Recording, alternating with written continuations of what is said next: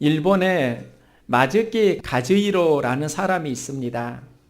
시골 마을에서 농사를 짓는 농부입니다. 그런데 그는 한때 도쿄에 있는 프랑스 레스토랑에서 총 지배인으로 일을 했고요.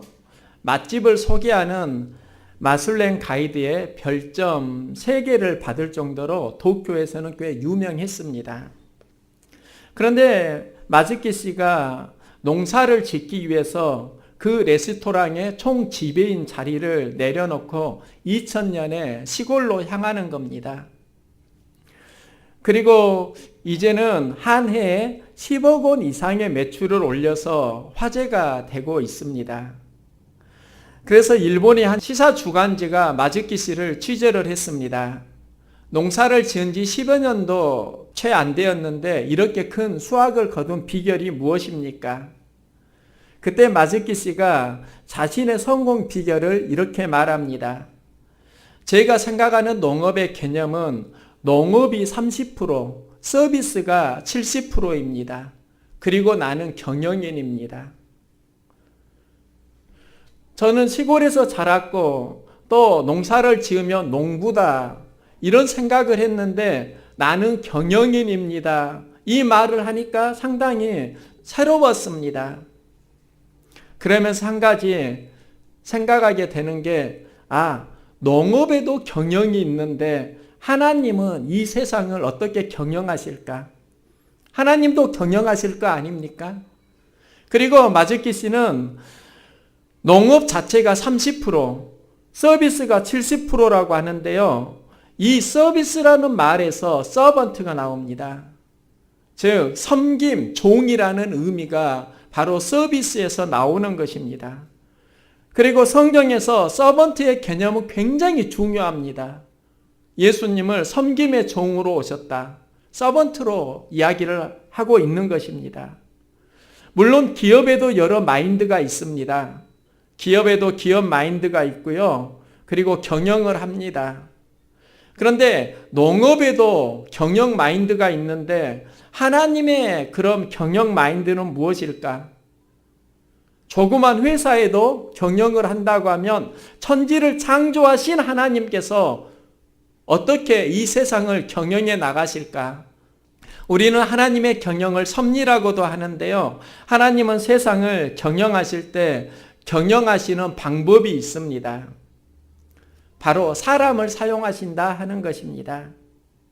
하나님은 믿음의 사람을 통해서 하나님 나라를 경영해 가십니다. 그런데 믿음의 사람이 그럼 구체적으로 무엇을 붙들어야 하는가? 우리가 붙들어야 하는 그 믿음이 무엇인가? 바울은 에베소 교회에 편지를 하면서 우리가 말하는 믿음은 하나님의 약속을 붙잡는 것이다. 이 말씀을 하고 있습니다. 에베소 교회에서 하나님의 경륜을 말하는데 하나님의 경륜은 세상을 통치하시는 하나님의 경영 방침이고요. 경영 방침에서 사람을 사용하시는데 하나님의 경영에 참여하려고 하면 하나님의 약속에 참여하는 자가 되라 하는 것입니다. 하나님의 경영은 하나님의 약속을 붙잡은 사람을 통해서 이루어 가십니다. 믿음의 선조로 우리는 아브라함을 기억하는데요. 아브라함을 통해서 두 아들이 태어납니다. 한 명은 이스마엘이고 한 명은 이삭입니다. 이스마엘이 먼저 태어났기 때문에 배는 다르다 할지라도 이스마엘이 장남이 됩니다. 그런데 성경을 보면 이스마엘로 인해서 이루어지는 하나님의 역사는 사라집니다. 그리고 이삭의 계보는 계속 이어집니다. 아브라함이 이삭을 낳고 이삭이 야곱을 낳고 야곱에게서 12지파가 나오고 하나님의 나라가 계속 이어지는데요. 그럼 왜 이스마엘은 사라지고 이삭은 계속 기록이 되어지는가? 이스마엘은 하나님의 약속하신 자녀는 아닙니다. 바울은 로마서에서 이걸 분명히 말합니다.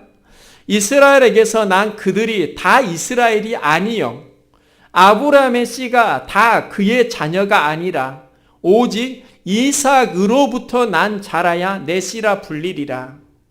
하나님에게 있어서 사역에서 굉장히 중요한 원리 하나가 있는데 그 원리는 하나님의 약속을 통해서 경영하신다 하는 것입니다. 그리고 이 성경에 하나님의 약속이 기록되어 있습니다. 이삭이 하나님의 역사에서 중요한 이유는 약속의 자녀이기 때문입니다. 그러면 이 시대에 약속의 자녀가 누구인가? 아브라함에게 이삭이 약속의 자녀라고 하면 이제 바울은 우리 그리스도인을 향해서 선포하십니다. 형제들아, 너희는 이삭과 같이 약속의 자녀라.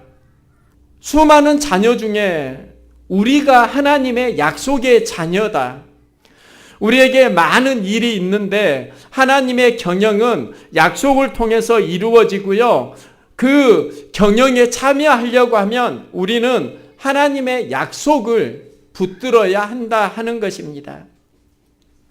그래서 바울은 에베소 교회에 편지하면서 너희는 약속에 참여하는 자가 되라, 이 말씀을 하고 있습니다. 그럼 하나님의 약속이 구체적으로 무엇인가?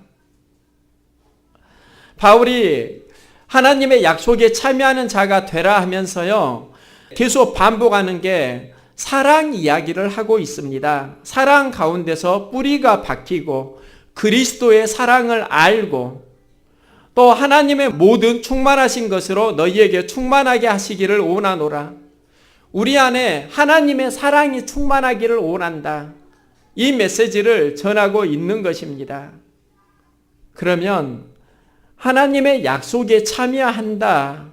이것은 어떤 환경 속에서도 하나님의 사랑에 대한 경영 마인드를 신뢰하는 것입니다.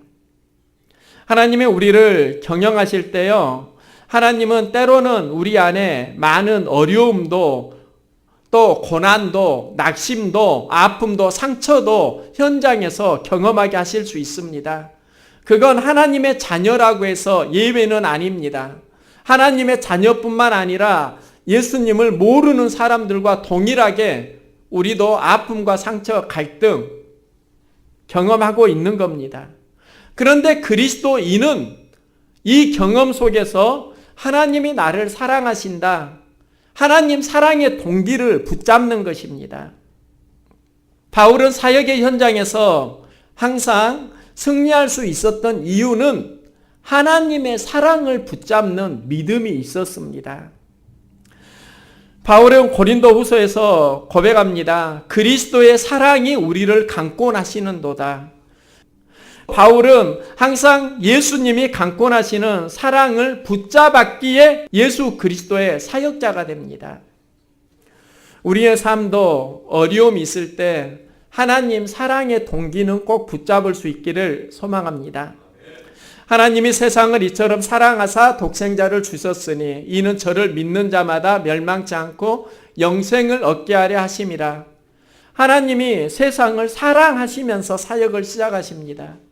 사역의 동기가 세상을 사랑하는 것입니다. 요한복음은 21장으로 기록이 되어 있는데요. 20장으로 끝나도 내용은 문제가 되지 않습니다. 그런데 21장을 보면 부록과 같은 이야기가 실려 있습니다. 십자가 사건으로 무너진 제자들을 다시 예수님이 찾아가서 말씀하시는데 21장은 무너진 제자들, 흩어진 제자들이 어떻게 다시 회복되는가, 그 회복의 메시지로 주는 도전이 내가 나를 사랑하느냐. 사랑의 회복입니다. 사랑의 회복을 통해서 하나님 나라는 회복이 되어 가는 것입니다. 그래서 우리가 무슨 일을 하려고 하면 사랑의 회복을 점검해야 합니다. 지난 겨울 성탄 이브에 새로운 얼굴들이 제법 많이 보였습니다. 왜 새로운 얼굴들이 많이 보였을까? 주일학교 아이들이 성탄 이브를 준비하니까 그 부모님들이 함께 예배를 드리러 온 것입니다. 자녀들이 움직이니까 부모님들이 움직이더라고요. 사랑하는 자녀들이 있는 그곳에 부모님들의 관심이 있는 것입니다. 여러분의 삶 가운데 하나님의 사랑의 강권하심이 있기를 소망합니다. 여기에서 영감이 나오고요. 여기에서 힘이 나오고요. 여기에서 삶의 비전과 능력이 나오는 겁니다. 한 여성의 이야기입니다. 한 친구에게 책을 선물 받은데 그 책의 저자가 우드입니다. 이 여성은 친구에게 그 책을 선물 받고요.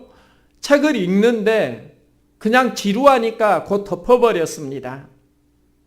그런데 어느 날 파티에 갔는데 근사하게 생긴 한 청년을 만납니다. 그리고 그 청년과 인사를 하는데 그 청년이 자기의 이름이 우드라고 하는 겁니다. 순간 어디서 본 이름이다, 들은 이름이다 생각을 해보니까 며칠 전에 자신이 받은 선물, 그 책의 저자가 우드이고요. 지루해서 던져버렸던 그 책의 저자가 바로 우드였습니다. 그런데 그 청년이 자신이 쓴 책에 대한 소감을 물으니까 그 청년이 마음에 들어가지고요. 읽지도 않았는데 너무너무 감동적이었다. 거짓말을 한 것입니다. 그리고 청년이 참 훌륭한 책을 썼다고 칭찬을 했습니다. 다시 그 청년을 만나기로 약속을 하고 집에 돌아왔습니다. 그리고 그 여인이 읽지 않고 던져두었던 우드의 책을 다시 보고요. 읽기를 시작합니다. 그런데 놀라운 일이 일어납니다. 전에는 지루해서 한 장 넘기기도 힘들었는데 그 책의 내용이 너무너무 재밌고 흥미롭고 감동적인 것입니다. 그러면 그 책의 내용이 바뀐 것일까요? 그 책의 저자를 관심이 있으니까 다르게 터치되어지는 겁니다. 여러분의 마음이 어디에 머무르느냐에 따라서 다가오는 건 다를 것입니다.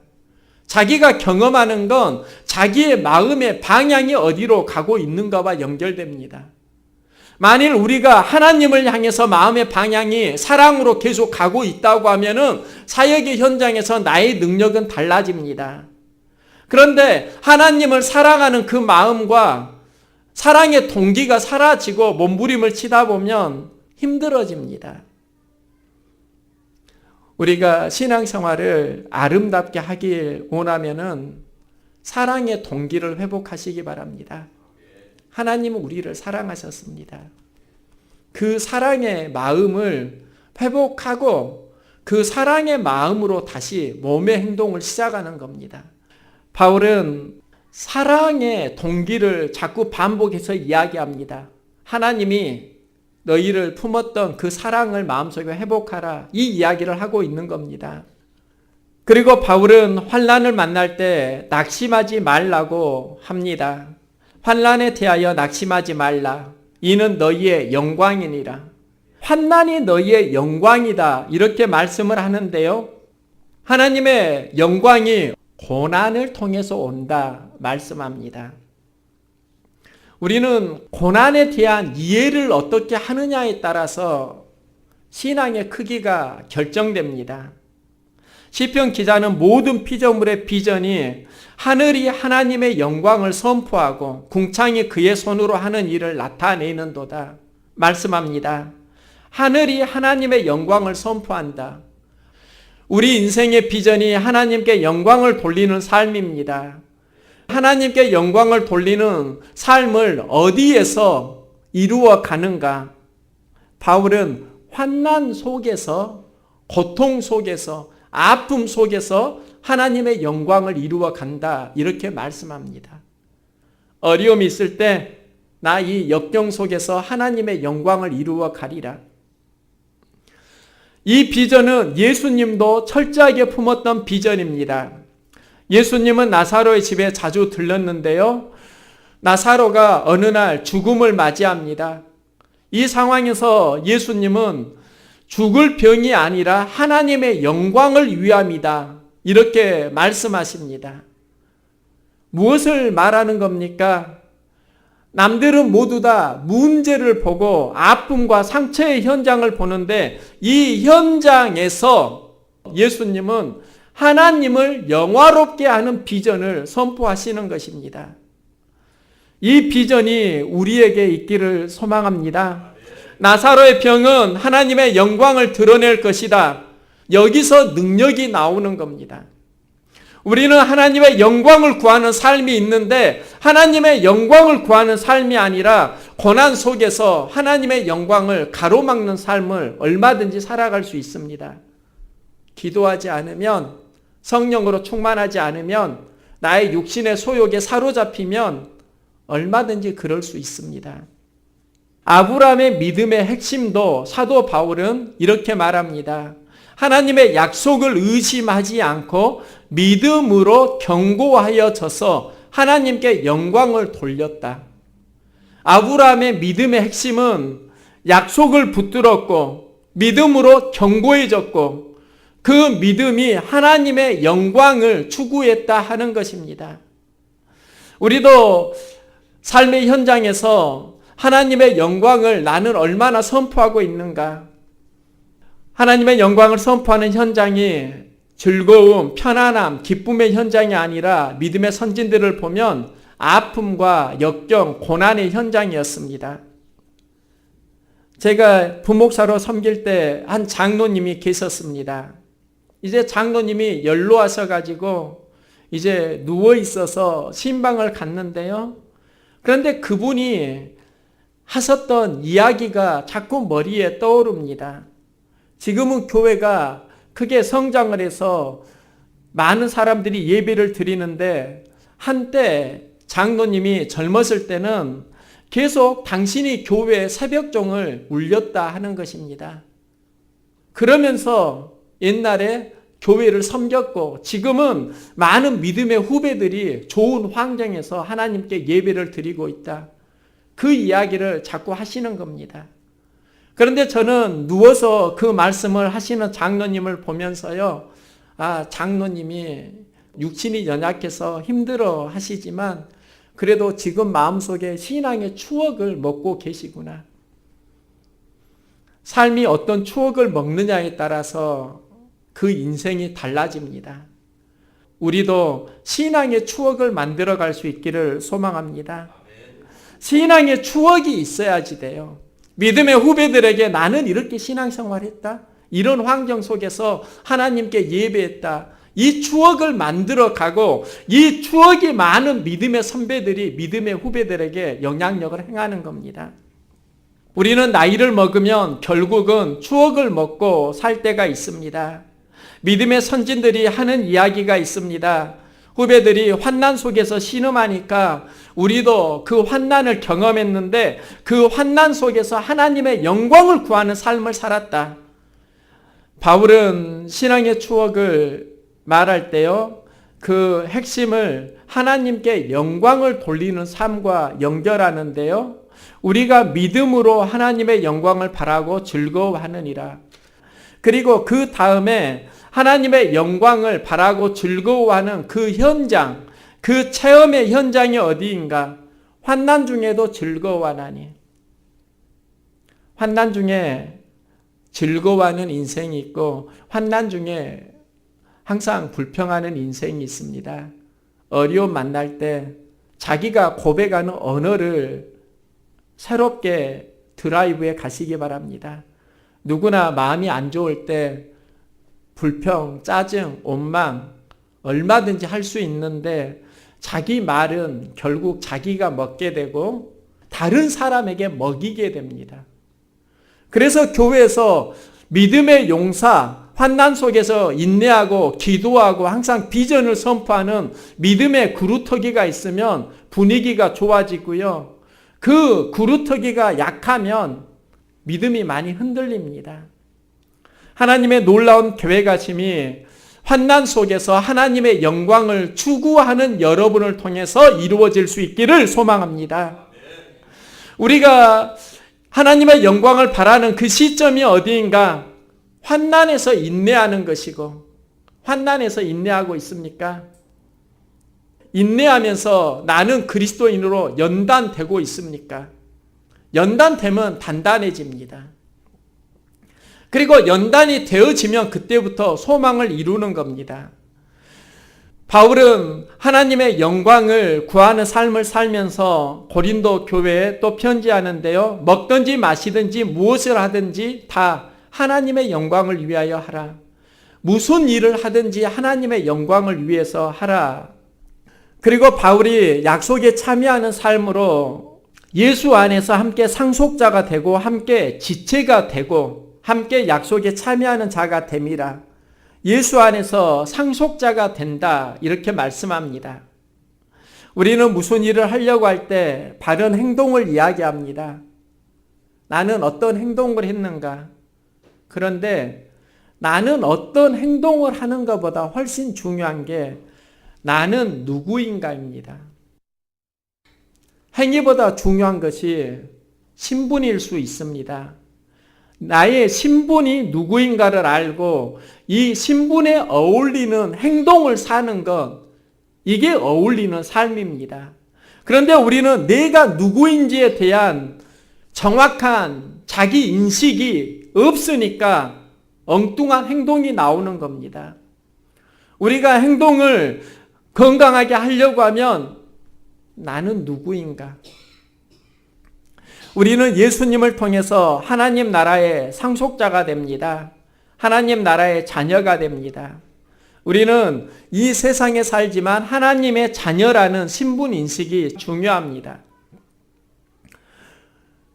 독수리가 알을 품고 있는 암탉을 봅니다.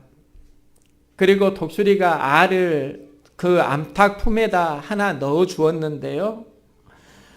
그때부터 아기 독수리가 병아리와 함께 깨어나서 자라게 됩니다. 그런데 그 새끼 독수리가 이제는 계속 닭과 어울리면서 살아갑니다. 땅을 긁어서 벌레를 잡아먹고 닭처럼 흉내를 내면서 살아가는 겁니다. 그러다가 어느 날 세찬 바람을 가르면서 날아가는 독수리를 발견합니다. 그래서 닭들에게 저거 새는 무슨 새야? 어떤 새야? 그러니까 닭들이 저분은 새들의 왕인 독수리야. 너와는 차원이 다르니까 다른 생각할 필요 없어. 새끼 독수리는 닭과 함께 살면서 계속 닭들이 하는 이야기만 듣습니다. 그리고 평생을 닭으로 생각하고 결국은 닭으로 죽어갑니다. 또 하나의 이야기가 있습니다. 어느 날 독수리가 하늘을 날아다니다가 닭 속에 살고 있는 독수리 한 마리를 발견합니다. 볼 때는 독수리인데 닭처럼 살고 있는 겁니다. 그래서 하늘에서 내려와서요, 그 독수리에게 말합니다. 야, 너는 닭이 아니야. 독수리인데 왜 닭과 함께 어울리면서 닭처럼 행동하고 있니? 날개를 펴고 하늘로 힘껏 날아봐. 이전에 자기 자신은 닭으로 생각했는데 독수리가 와서 너는 독수리야 이렇게 알려주니까 그가 독수리 흉내를 내기를 시작합니다. 그리고 다시 하늘로 날아서 새들의 왕이 되었다 하는 이야기가 있습니다. 이 금빛 독수리의 이야기는 자기 자신을 어떻게 인식하느냐에 따라서 자기의 삶의 능력이 달라진다는 것입니다. 한번 잘 생각을 해보십시오. 거지 같은 왕자가 중요합니까? 왕자 같은 거지가 중요합니까? 거지 같은 왕자가 훨씬 더 중요합니다. 우리는 세상에서 엉망으로 살아도 예수님을 영접하면 하나님의 자녀입니다.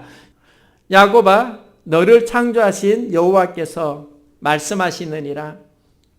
이스라엘아, 너를 지으신 이가 말씀하시느니라. 너는 두려워하지 말라. 내가 너를 구속하였고 내가 너를 지명하여 불렀나니 너는 내 것이라. 이스라엘 백성들을 향해서 너희는 하나님의 것이다. 신분을 자꾸 강조하는 겁니다. 우리가 살면서 나는 누구이다 신분 인식이 분명해지기를 소망합니다. 제가 며칠 전에 아들에게 전화가 와서 아빠 지금 학교 정문에 있어요. 데리러 와 주세요. 그리고 끊는 겁니다. 그래서 아들에게 제가 문자를 보냈습니다. 아들, 버스 타고 갈래? 미안. 이렇게 딱 보냈거든요. 그러니까 조금 있다 문자가 이렇게 오는 겁니다. 아니, 기다릴게. 그래서 어떻게 합니까? 아들 태우러 갔습니다. 그런데 아들을 태우러 가는 그 과정 속에서 깨달은 게 있습니다. 아들이니까 나한테 이렇게 말하지 누가 이러겠어. 아들이니까 아빠가 데리러 가지 아들 아니면 내가 왜 데리러 가겠어. 아들에게 특권이 있더라고요. 예수님을 영접하면 하나님의 자녀가 되는 권세를 주셨으니 그거 기억하십시오. 그리고 하나님의 자녀에게는 하나님이 약속을 하십니다. 내가 너를 떠나지도 버리지도 아니하리라. 내가 너에게 약속을 주는데 그 약속을 붙들면 그 약속을 통해서 내가 이 땅에서 어떤 환경에 있을지라도 하나님 나라로 인도해 줄게 말씀하시는 것입니다. 좋은 신앙생활은 하나님의 약속을 붙잡고 하나님의 약속에 참여하는 삶을 사는 것입니다. 우리의 신앙은 약속을 통해서 성장합니다. 또 우리가 성장하려고 하면 내 스스로 하는 영혼의 약속이 있기를 소망합니다. 저도 살면서 내 스스로 그리스도인으로 품었던 약속이 있습니다. 저는 성경을 한번 통독할 때가 지금 생각이 나는데요. 저는 참 창세기를 굉장히 많이 읽었습니다. 새해가 되면 성경 읽어야지 창세기를 읽습니다. 그리고 읽어가는데요. 출애굽기 가면은 조금씩 마음이 흐려집니다. 레위기를 가면 어렵습니다. 민수기를 가면은 미치겠습니다. 신명기를 가면 환장하겠습니다. 그래가지고 성경책을 시작은 해가지고 멈추었던 때가 제법 있습니다. 창세기를 굉장히 많이 읽은 편인데요. 왜 창세기를 많이 읽었을까? 시작하고 중간에 많이 멈추다 보니까 시작한 것은 많고 끝내는 건 적은 겁니다. 그런데 제가 군에 가서 성경을 통독해야 되겠다 다짐을 했습니다. 그리고 읽는데 읽을 분량이 너무 많은 겁니다. 진도가 안 나가는 겁니다. 그래서 덮었는데 어느 순간 제가 약속을 했습니다.